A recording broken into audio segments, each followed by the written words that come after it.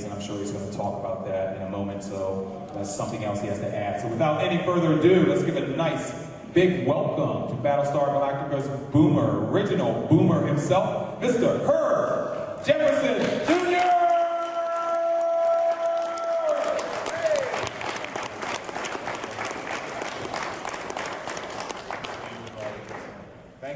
Thank you, everybody. How are you enjoying yourselves? Thank you, Orlando. Well, because we only have a half an hour, I would like to, and I don't want to get up here and preach, make a big speech of any sort. I'd like to open this up to you guys. I'd like to find out what you'd like to hear about. If you can toss me a few questions, maybe I can take it from there. Your questions may trigger an anecdote here and there that I may be able to expand on. So, and please, don't ask me this question.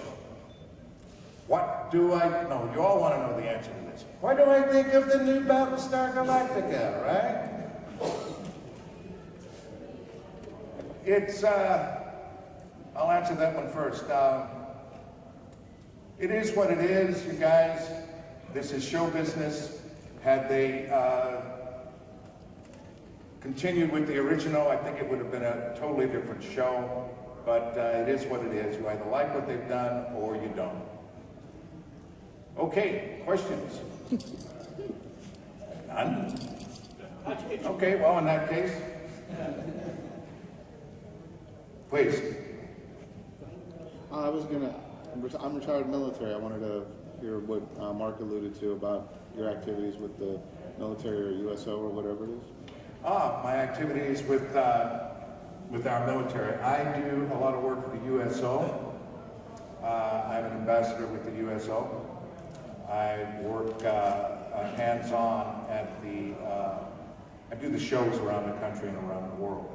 But hands-on, I work out of the Bob Hope Hollywood USO at LAX, which is right there at Los Angeles International Airport.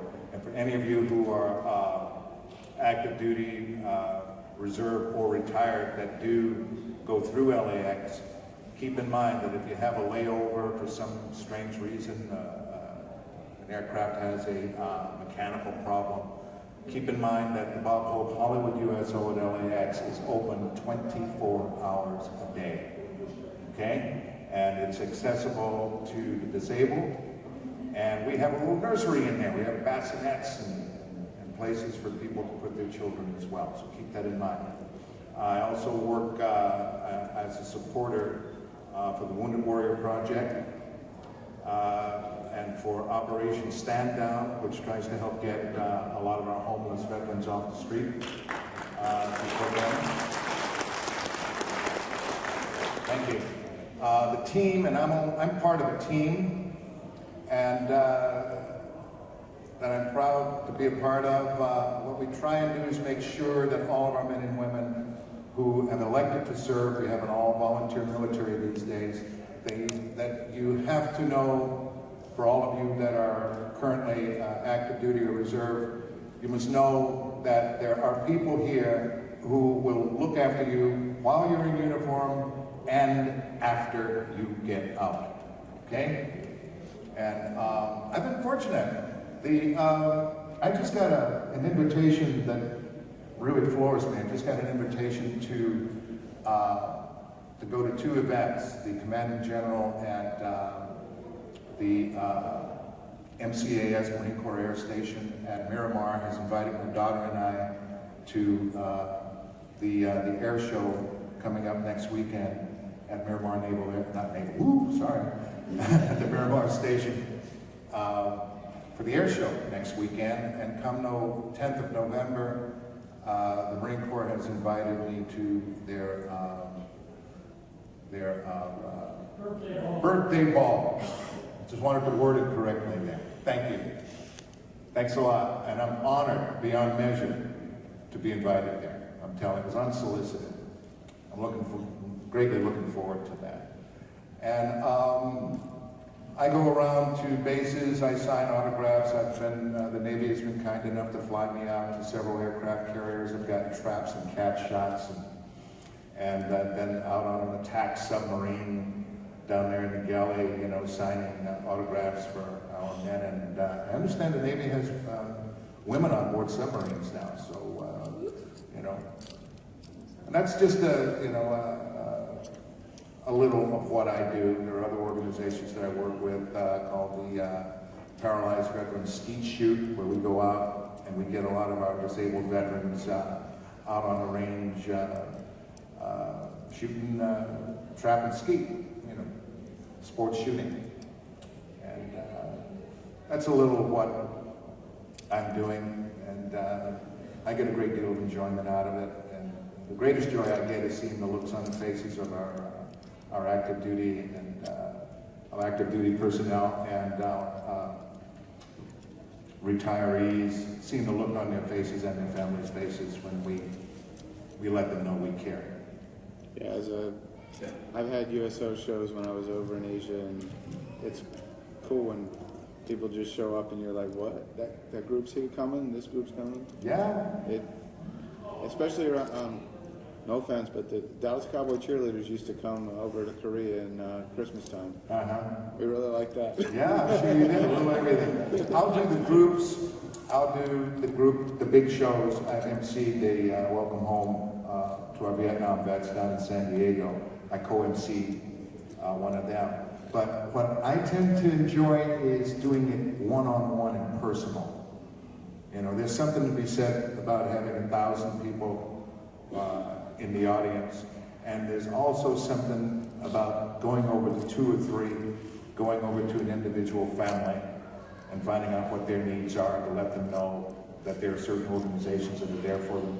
The IAVA is one of them. The Iraq Afghanistan Veterans of America is another organization that I support as well.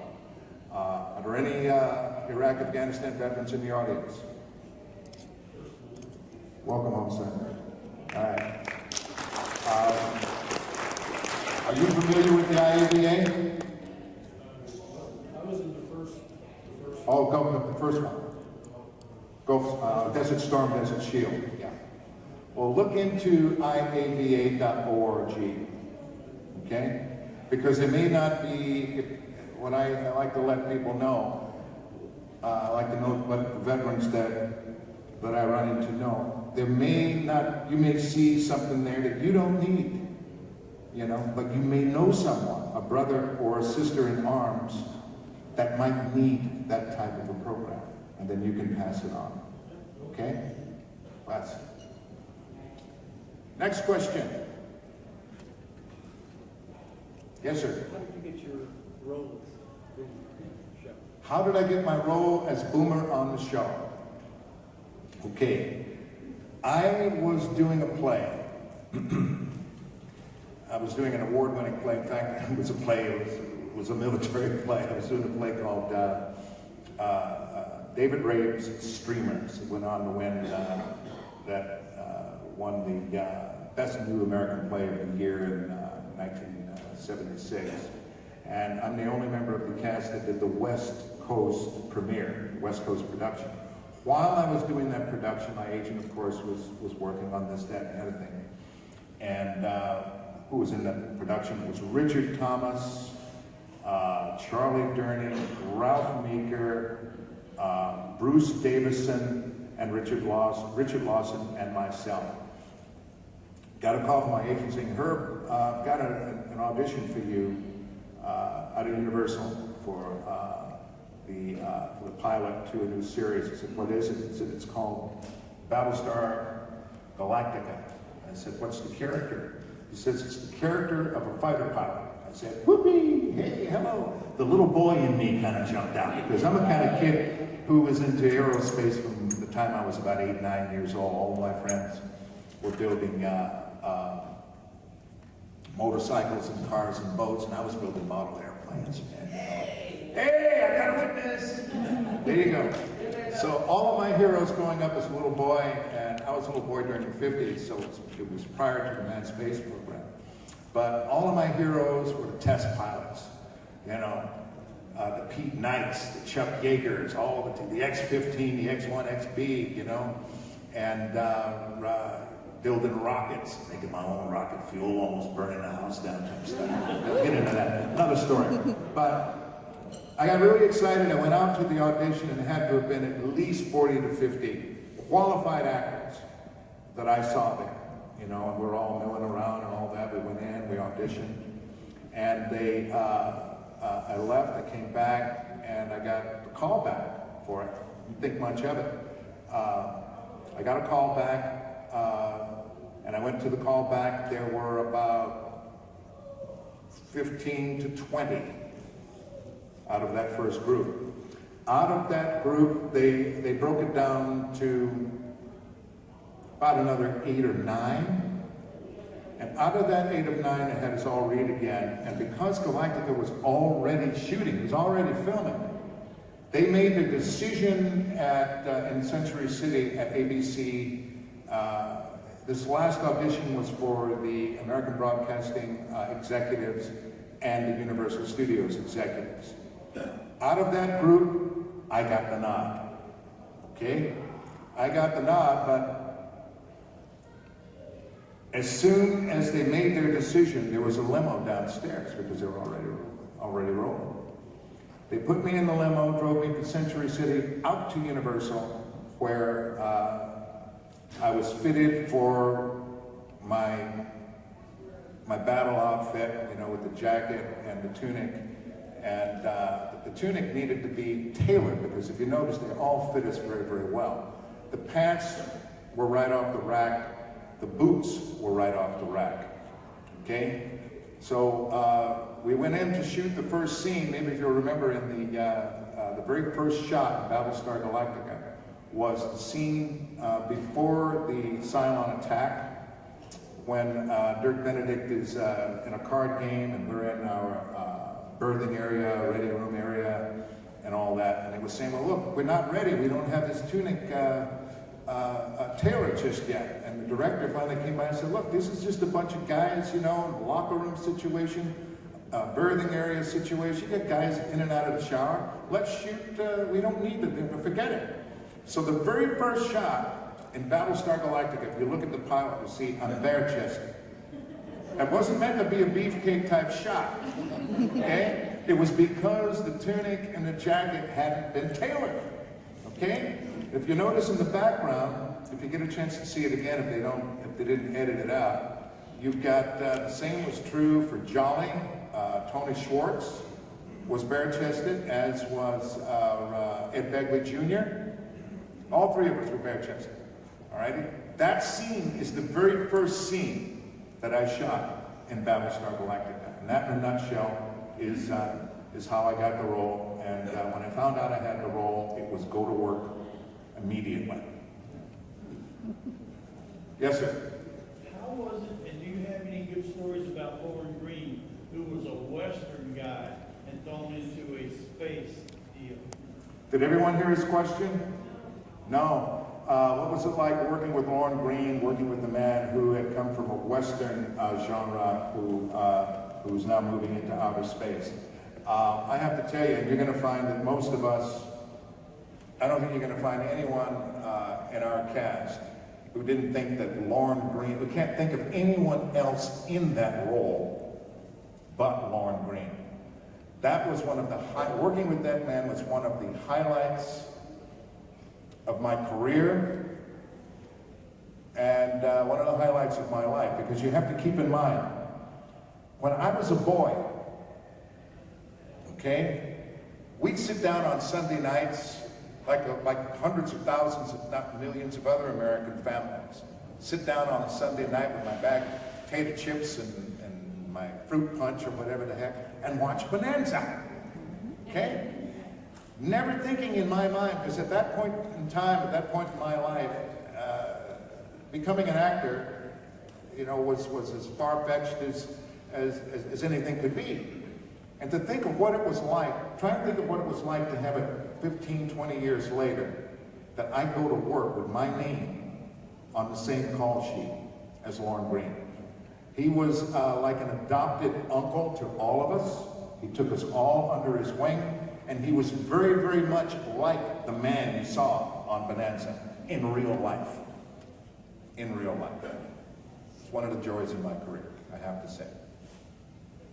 Can anyone in here, now that you've seen the original, imagine anyone else in that role? Because we were all in orbit around that man, his decision making. You know. Yes, sir. First of all, I'd like to say after 33 years, you look great. Oh, you're very kind.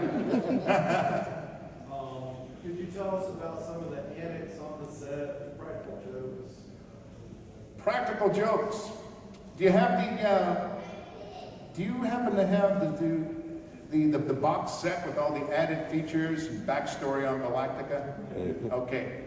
Well, I'm going to touch on a few of those. A great number of the practical jokes were played on the poor guys who were playing Cylons. Right?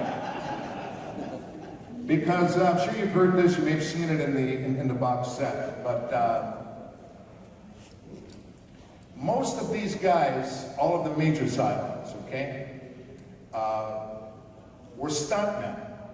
And most of these guys we had worked with before. You know, when you've been in the industry, you've got your stuntmen. But in this case, they didn't want just any type of stuntman. These guys had to be about 6'2", 6'3" to be considered to get into these outfits. And once they put on all that gear and the helmet, they were all a menacing 7 feet tall. Okay? And there's something about that helmet. You see, they couldn't see through the scanner. They saw through a small slit that was just under it.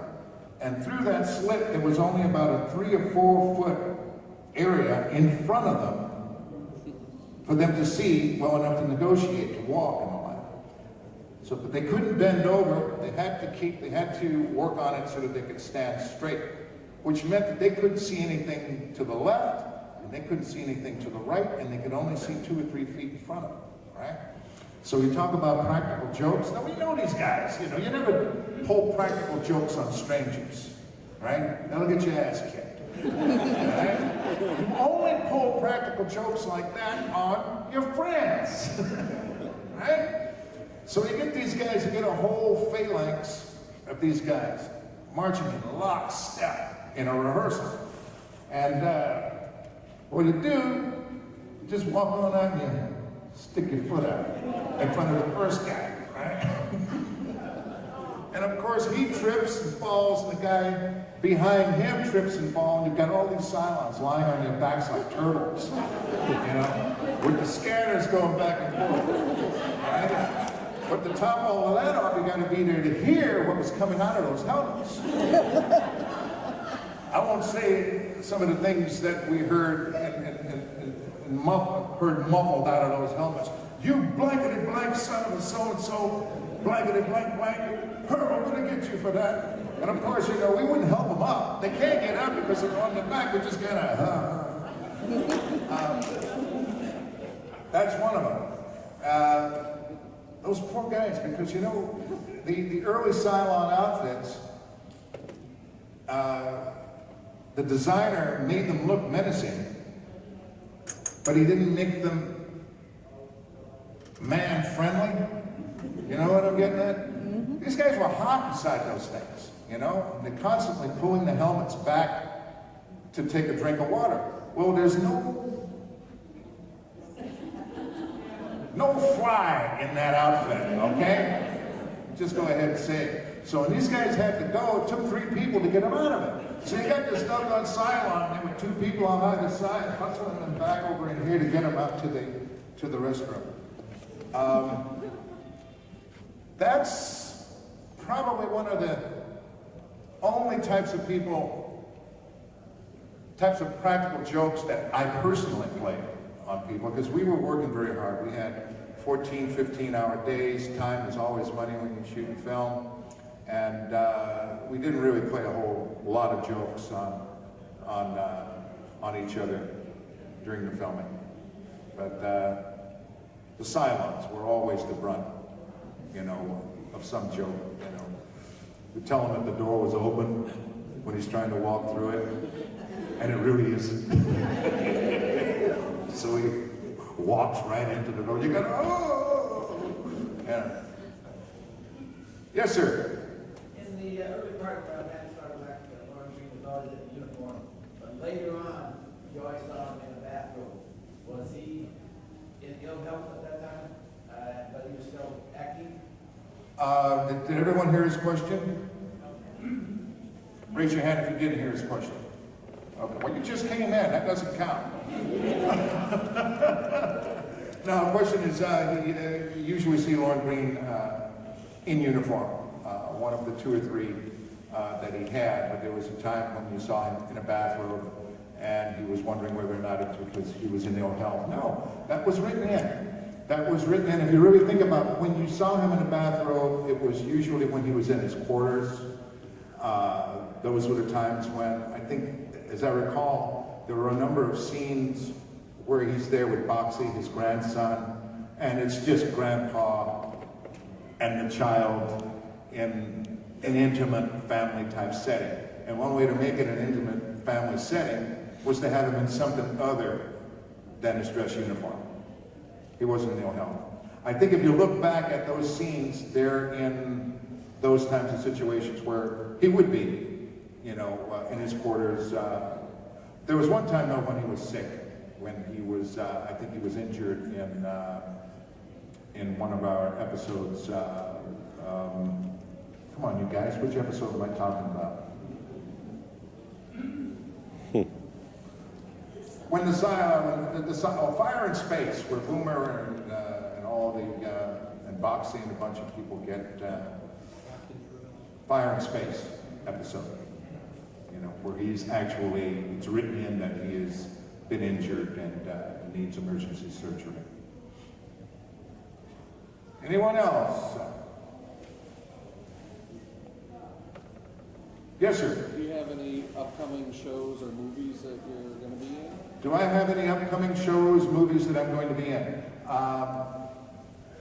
I finished just in this year a short film with my dear friend Walter Koenig, that you may know from Star Trek. Chekhov. He's a dear friend and neighbor, and he conceived of and wrote a short film starring him and myself. Just the 2 characters. It's an 8-minute short. It's called Handball. Okay? It's 8 minutes. It's written by Walter. It says directed by someone else, but basically it says directed by someone named Tony Frankakis, the great Greek, who's a dear friend of Walter's, going back for 60 years. But Walter also, it's his baby, all right? It was a labor of love. And you may be able to view it on the internet. You may want to just take a look at Walter Koenig's Handball short. That's most recent. I have a few irons in the fire, but in this industry, for me anyway, I don't really talk about things that I'm not really firmly involved in, because the nature of the business is so fickle that all it takes is one naysayer when you're about to shoot and the bottom falls out of it. I do have a few irons in the fire. People ask me whether I'm still in the business. Yes, I am. I'm still an actor. I still do film, television, and theater, and voice work. You know, I wouldn't know it, but I was one of the voices in X-Men 2, X-Men United. Yeah. Take a look at it. You might get familiar grunts and groans in the background. That's it. Anyway, a lot of fun. Love this industry. What else? Well, you may have seen me, this is not recent, but have any of you seen Star Trek of Gods and Men? Oh, yeah. Yes. Okay. There was another labor of love in working on Star Trek of Gods and Men. It was just offered to me.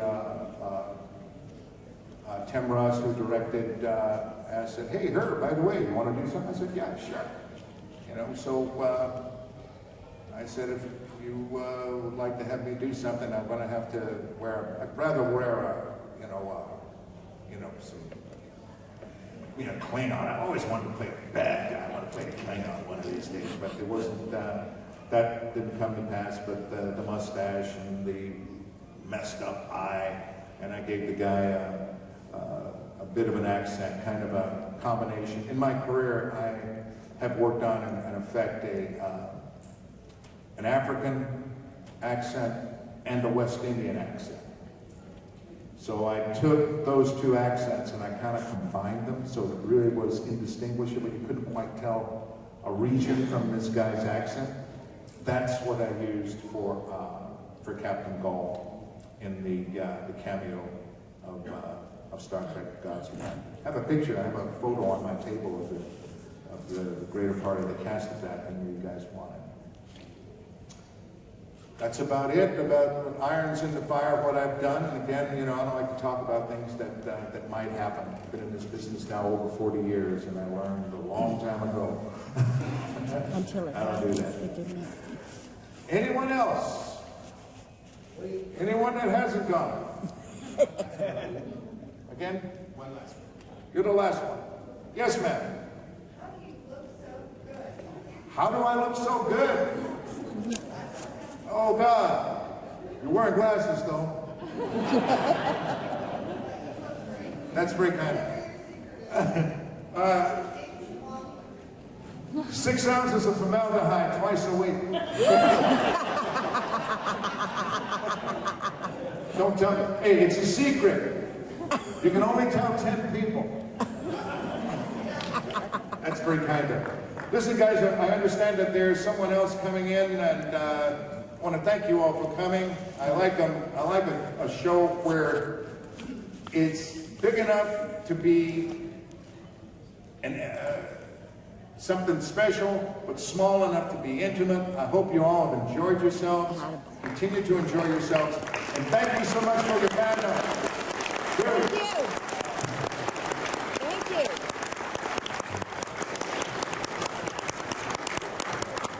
Ladies and gentlemen, Mr. Herb